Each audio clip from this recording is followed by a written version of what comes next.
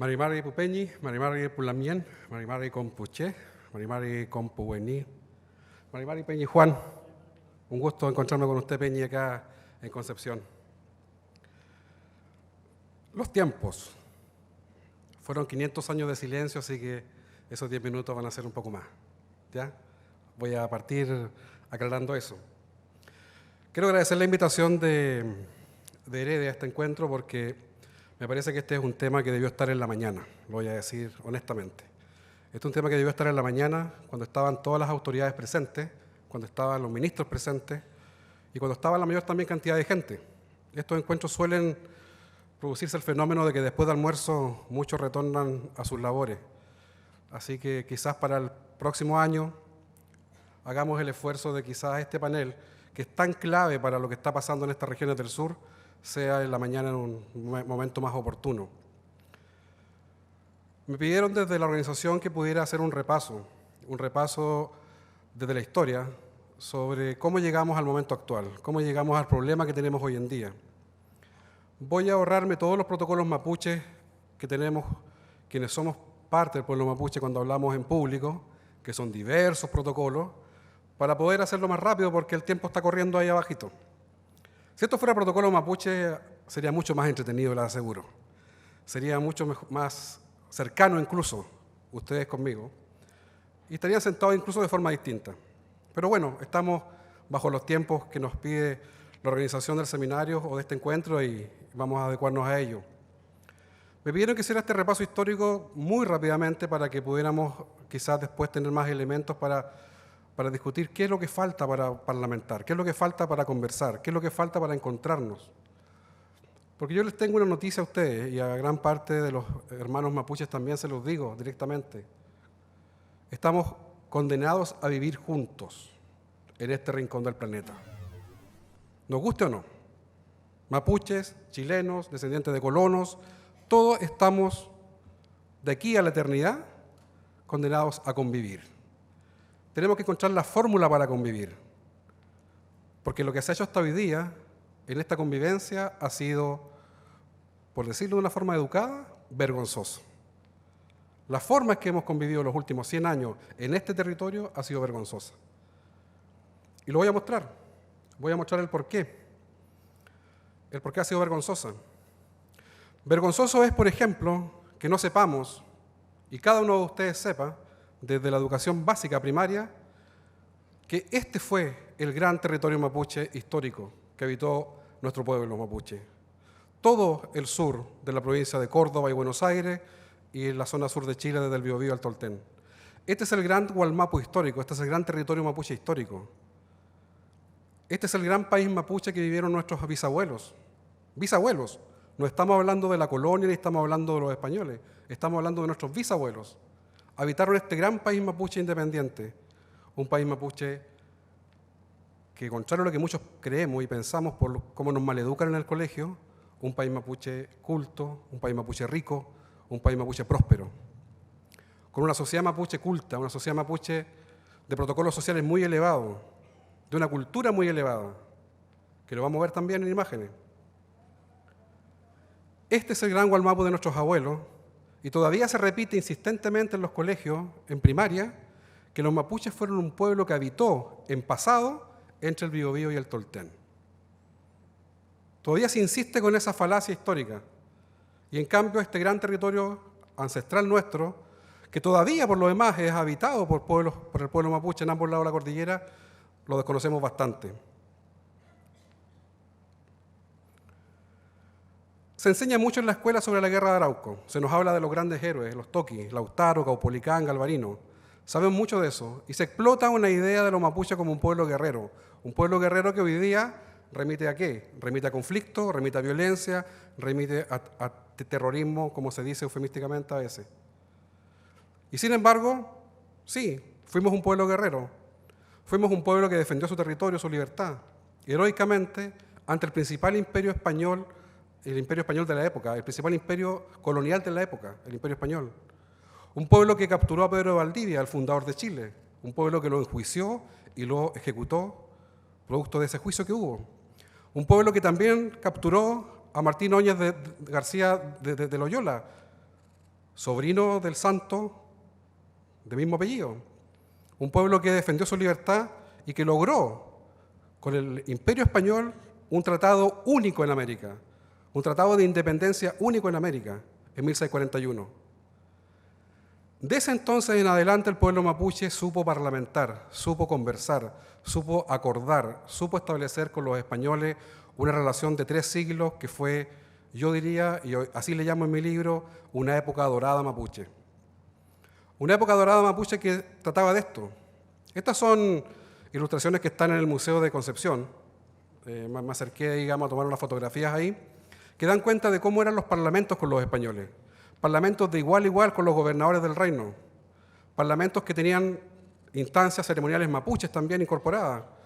Parlamentos donde las fuerzas militares posaban, desfilaban en esos encuentros diplomáticos, que la mayoría de ellos se hacían en la frontera, se hacían en esta zona, se hacían en Yumbel, Tapigüe, se hacían acá en Nacimiento, Negrete. Parlamentos que llevaron a esto, parlamentos que llevaron a esa que yo le llamo la Edad de Oro mapuche, una Edad de Oro que está documentada, una Edad de Oro que tuvo expresiones maravillosas como lo que plantean los cronistas antiguos, la manufactura textil mapuche, maravillosa.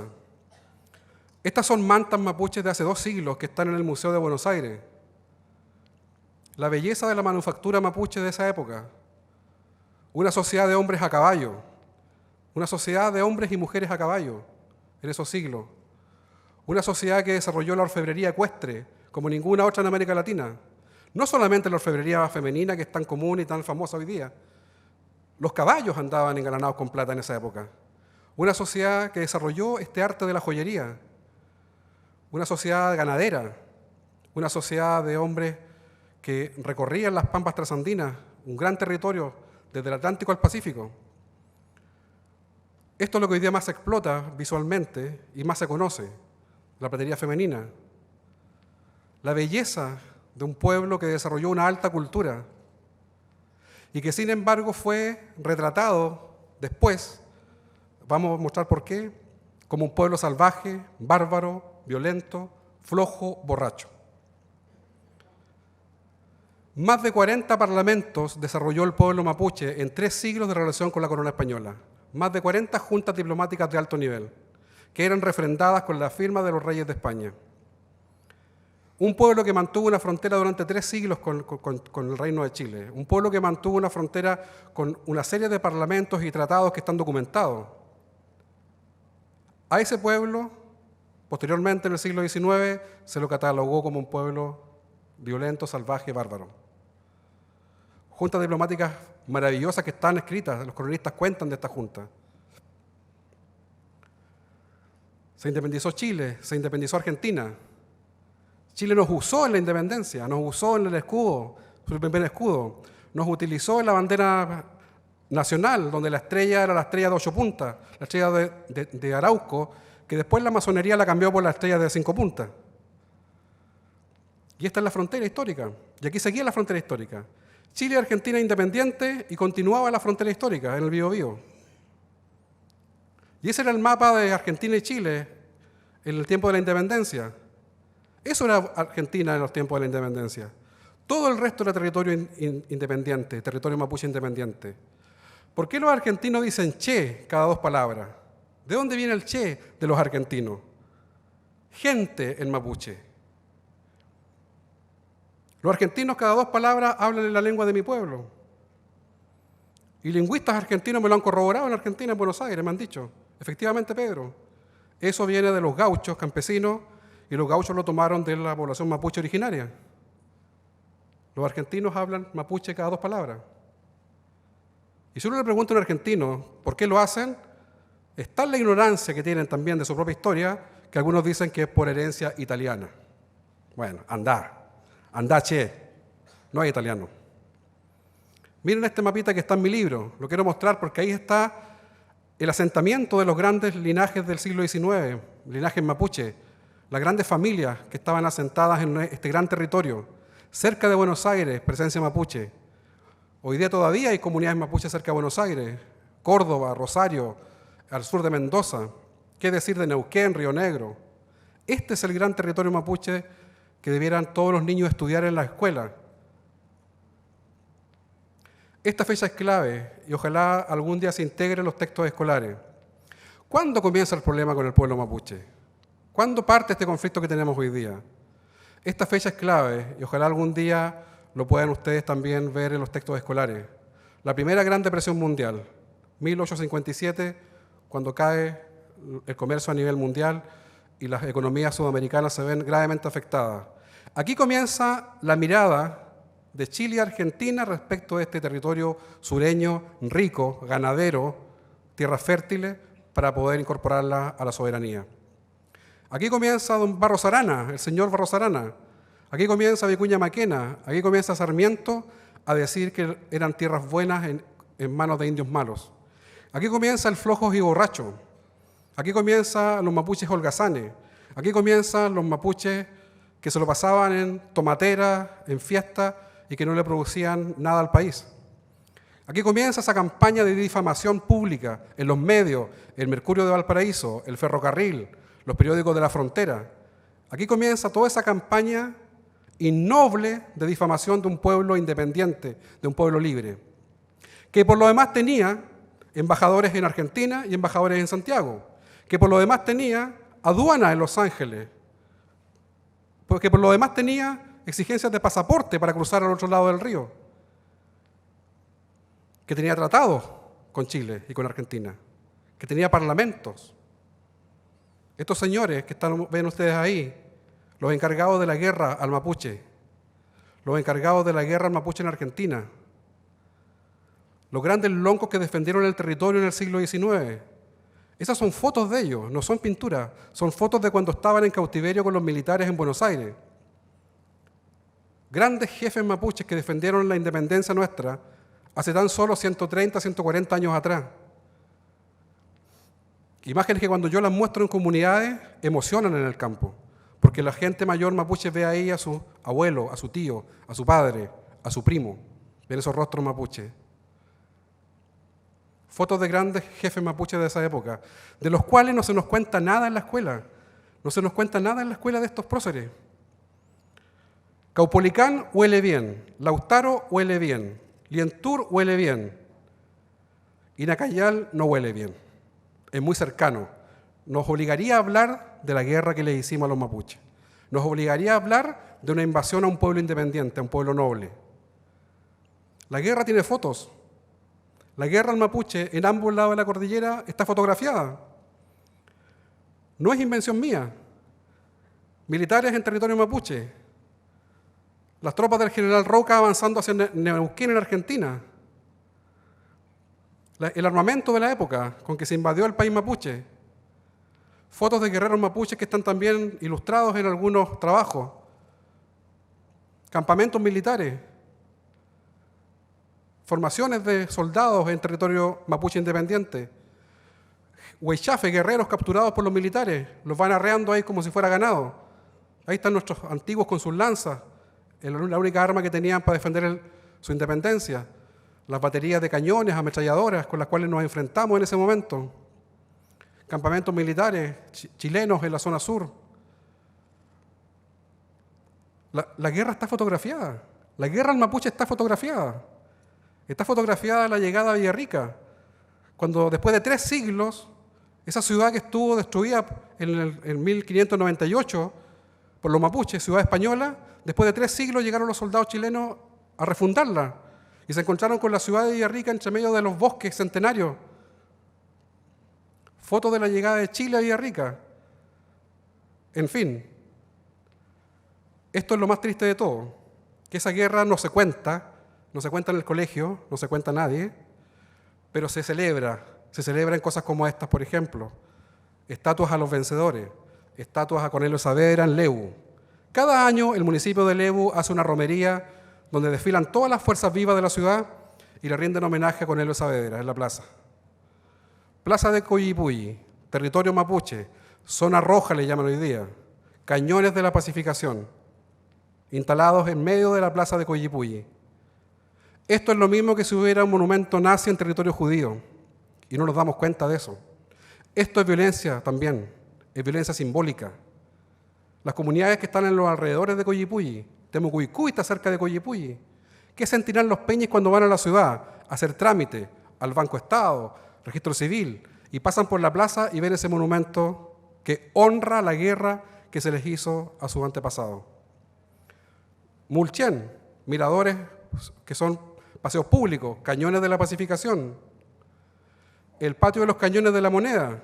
¿Cuántos de ustedes saben que el patio de los cañones de la Moneda se creó en la década del 30, producto de cañones de la pacificación que fueron regalados a Santiago, fueron regalados al Palacio Presidencial?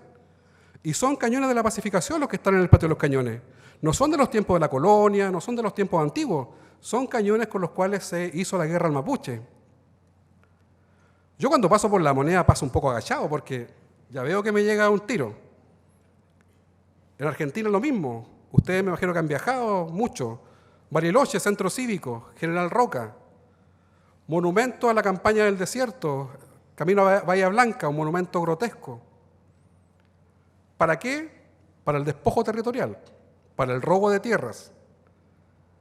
Ahí se ve en esa imagen, ustedes pueden ver cómo se repartió con regla el territorio mapuche. En un costado, las comunidades arrinconadas en reducciones y los grandes fundos de 500 hectáreas cada uno repartidos al mejor postor. Títulos de merced, hoy día le llamamos comunidades, son legalmente reducciones, ese es el nombre. Ahí está mi comunidad, mi reducción, la reducción Luis Millaqueo, en la zona de Cautín. Yo me crié en esa comunidad, en esa reducción, ahí me crié. Y mi bisabuelo, Luis Millaqueo, era cacique de esa reducción. Ahí hay 5 o 6 comunidades o reducciones que quedaron encerradas en ese pedazo de tierra. Mi abuelo Alberto Millaqueo nunca le llamó comunidad a ese pedazo de tierra. Para él era un campo de refugiados. Otro ejemplo concreto, la base aérea Maquehue, para las casas en Temuco. Fíjense que la base aérea Maquehue se instaló sobre reducciones mapuche, Painevilo, Melivilo. Ellos fueron sacados de ahí en la década del 30, trasladados a la zona cordillerana de Melipeuco para que se instalara ahí la base aérea Maquehue. O sea, no solamente nos quitaron las tierras y nos dejaron las peores, sino que además después nos siguieron quitando tierra. Y ahí está nuestra gente, exigiendo audiencia con el presidente en Santiago, sentado en el bandejón central de la Alameda, caciques mapuches del sur, revista Zigzag, esperando audiencia con los presidentes de la Moneda. Ahí está nuestra gente, que se levantaba de la injusticia en los campos del sur, en los fundos, en los nuevos fundos que llegaron al sur. Ahí está nuestra gente, los revoltosos, en los cepos. Ahí está nuestra gente, ahí están los niños, los jóvenes, siendo chilenizados en la educación de aquella época. Ahí está nuestra gente, con los curitas, siendo chilenizados, evangelizados, para que olvidaran su historia, olvidaran su cultura, perdieran la memoria de lo que eran, de lo que fueron.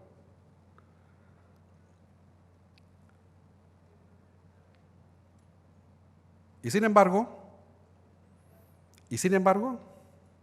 aquí estamos. Estamos probablemente los mapuches hoy día más vivos que nunca. Recuperando memoria, recuperando orgullo, recuperando autoestima, recuperando tierras también. Porque lo que se hizo con nosotros fue una vergüenza. Fue un robo que fue una vergüenza. Aquí estamos. Somos mapuches, no somos terroristas. ¿Quién le robó a quién? ¿Quién invadió a quién? ¿Quién llegó y se apropió de lo que le era ajeno? Nosotros, los mapuches, que le pusimos nombre a los ríos, a los lagos, a las playas, a los valles. Desde Córdoba, Buenos Aires al sur, toda la toponimia en mapuche. ¿Quién robó a quién? ¿Quién usurpó a quién? ¿Quién es el usurpador? ¿Quién es el propietario? Propietario, derecho de propiedad se dice hoy día, y se habla como algo tan casi sacrosanto el derecho de propiedad. Y nuestro derecho de propiedad, y el derecho de propiedad de nuestros bisabuelos, bisabuelas, ¿dónde quedó? Resistimos todavía, estamos despiertos, estamos levantándonos en muchos ámbitos, en el campo, en la ciudad, en la empresa, en la resistencia territorial, en los LOF que están levantados hoy día los jóvenes. Compartiremos o no compartiremos algunos métodos, pero están levantados, están luchando, recuperando la memoria.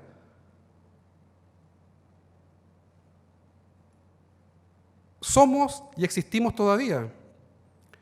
Y yo les decía hace un rato, somos un pueblo que está vivo, más vivo que nunca. Y esa puede ser una muy mala noticia para muchos de ustedes. O bien puede ser una gran noticia para el país y para esta sociedad sudamericana. Que estemos vivos, que estemos recuperando todo esto que se nos quitó, puede ser una tremenda noticia para la democracia de este país, para un modelo de Estado distinto, para un modelo de desarrollo distinto, para un modelo de sociedad distinto, incluso para un modelo de identidad nacional distinto. ¿Cómo lo arreglamos? Ya sabemos que desde el Estado no tenemos muchas posibilidades. Lo sabemos porque yo acabo de escuchar a un ministro que estuvo acá hablando de obras públicas, y ese ministro hace un año atrás era el encargado del tema indígena en Chile y generó tremendas expectativas en mucha gente por lo que él hizo, de forma muy inteligente. Y resulta que el tema es tan de poco peso en Santiago, es tan irrelevante este tema realmente en Santiago, que ese ministro pasó hoy día a otra cartera y desapareció el tema indígena de su discurso. Y lo digo con todo el respeto y el aprecio que siento por don Alfredo Moreno. No está la solución probablemente desde el Estado. Probablemente la solución pasa porque la sociedad civil, gremios, universidades, las fuerzas vivas de la sociedad sean las que comiencen a educarse en este tema y comencemos a reflexionar un nuevo pacto, una nueva relación. Yo creo, y por eso vine a este encuentro, que lo que tenemos que hacer al respecto es lo que plantea el desafío de este panel, volver a parlamentar. Este fue el último parlamento que se hizo entre Chile, el Estado de Chile y el pueblo mapuche.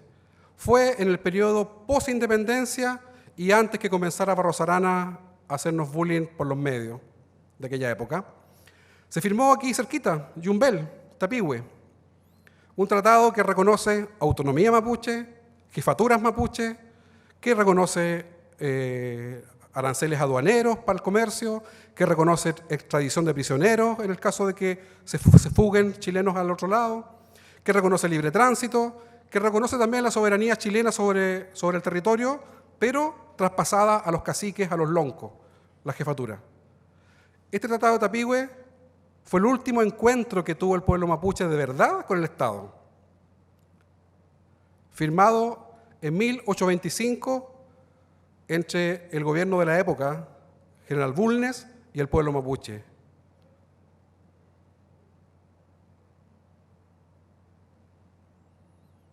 Se cumplen 200 años de Tapigüe el 2025. ¿Por qué nos volvemos a Tapigüe? ¿Por qué nos volvemos a parlamentar? ¿Por qué nos volvemos de nuevo a esta ritualidad antigua de parlamentar en serio con el pueblo mapuche, con la jefatura? Se dice a veces que somos desorganizados, que somos a veces un pueblo disperso, en fin. Bueno, desconocen ustedes lo que es la estructura social nuestra, que no es vertical, es horizontal.